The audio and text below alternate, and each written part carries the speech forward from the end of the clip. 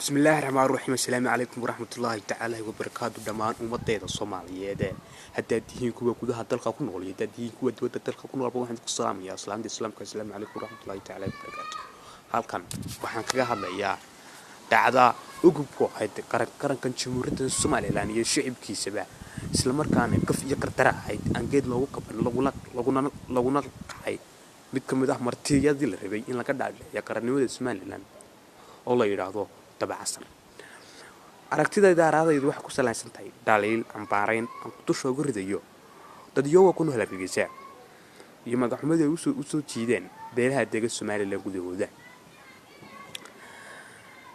dabacsan waa dogeeyay wuxuu ahaan in ka caan ah waddanka dibadiisa isla markaana ku nool waddanka Ameerika isla markaana qabiilada Soomaalida kala yaqaan isla markaana baraha social media si xooggan uga caan ah dad aan aqligoodu waxba dhaaminayis iyagu lafahantooduna wax qaba maskaxdoodu siya oo qaba si daran iyagu ku hadalka uga sii noolaa gagaal muxubba lagu muujiyo oo ku saleysan tahay baaqriya khiyaambo ayaa ciyaal international airport laga hortagay iyadoo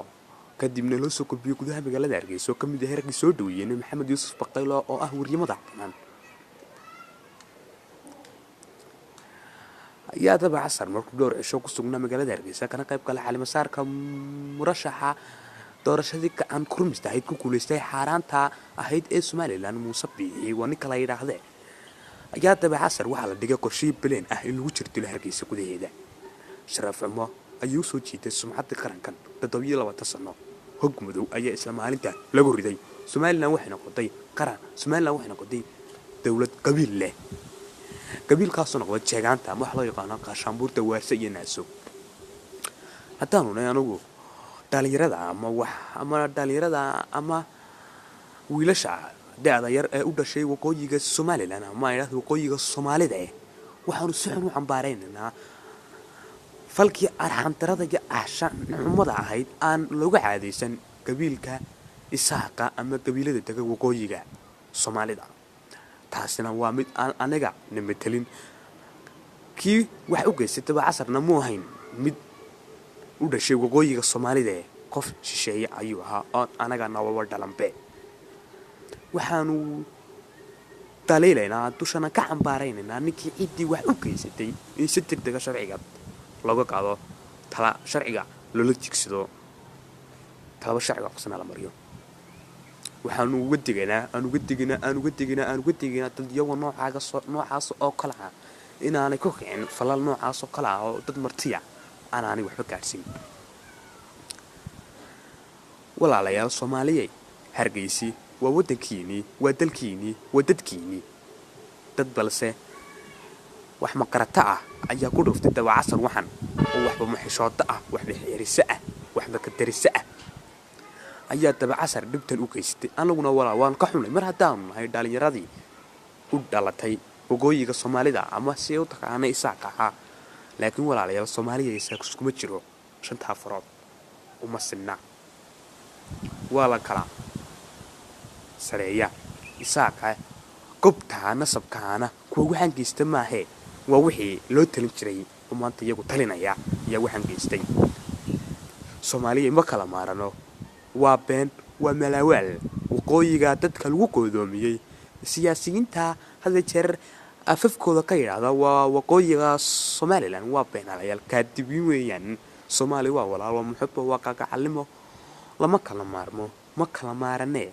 Soomaaliyeed tashada dalka u tashada ayay soo tashada siyaasi Soomaaliyeed maanta la aamini maaye talada dalkiinu gacantiina ku jirtaa taliya Itoobiya ma hayno taliso ama Soomaaliyeed ku tashada waad aragtaan wariyo Aldoon waxay Itoobiya dhibtay ku hayso wada soontiin maanta Soomaaliyeed dagaalkan ku soo 177 ka la qalay ayaa maanta lagaga argudanaya Soomaaliya anu fariin baan idin marinaya hawade tashada ama idinka idin taliyo Itoobiya cadawga haydin taliyo oo ku jira qax dib muruga walbahaar macluul ya qaajo ubadkiina ku jiro badna halalaayo badhada hareebaan barhawaashan badna qabyaalad curfi qabiil halu abuuro Soomaaliyeed taaqta ma hayna maanta hala tashado hala fikro micnahan gobol liidin jarjarayo siyaasi kasta markuu lacag qaato uu yiraahdo gobolkan waa mihiblayana iska leh ka fikir qabiil maanta waxba tari maayo ayaanu anagu qabiil haddaanay u bixi dhalankiisa imka soo kacay juniorka ahaa ka dhageysan maayo hadduu doono awoobga shanaada ahaadi ka dhageysan maayo ereyga ah dawladdiisii aad bare dib ayay ku gaarsiisay wallahi inaan ay cuntumin Soomaaliland ahay waadiisii aad bare ma noolayn balse anigu Soomaalinimada cusub maanta ayaan garanayaa macnaha leedahay dibicasar wani Soomaaliyeed tan isaga leh ninna kama xigo waanu dhaleelaynaa haddii si degdegana wax looga qaban waayana dibicasar arintiisa dawladda qodoodsan ee Somaliland ee iskayd iskugu dhawaaqday ayaa tusho u ridan doonta arrinta dibicasar Soomaalina ha noolaato meel kasta ay joogto Soomaaliyay guul gabanimo asxaabta waad islaamay halka waxa ka salaamay saaxiibkay Cabdimaalik Sheekh Mustafa oo ku sugan diga waddanka la yiraahdo Muqdisho caasimada ummadda Soomaaliyeed caasimada koobaad ee qaranka Jamhuuriyadda Federaalka Soomaaliya Muqdisho dibnahay saaxiibkan dibicasarna Allah uga bareeya inuu ka soo daayo faraha shayaatiinta isbahaystay ee qabiilka kaashaanburta waasayna soo jeegantay inuu laha ka soo fokayo asxaabay iyo Soomaaliyeed u duceeyaa guul Soomaalida guul bay walaalahay